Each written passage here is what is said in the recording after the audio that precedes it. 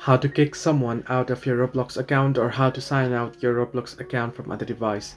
Hello everybody, welcome back to my channel. This is me Pipin Bisnath, and today I'll guide you on how you can remove access from certain devices for your Roblox account or how you can sign out your Roblox account from another device. First things first, the process is quite simple and easy, so let me guide you through. You want to simply open up the Roblox application, and then here you should get an interface somewhat like this. Now it's taking time to load up, but at the bottom you can see various icon there. Now at the bottom right you can see the three dots icon, right? You want to simply tap on it, and once you tap on it you want to scroll down and you want to head into the option that says settings. Once you tap on settings, you shall get the second option that says security. If you tap on security, you'll be able to see the list of devices that your account is logged in on. If you just want to log out your account or sign out your account from a particular device, you can see Chrome on Windows. You can simply tap on it and you'll get the option that says log out of session, and if you tap on it, your account will get logged out from this particular device.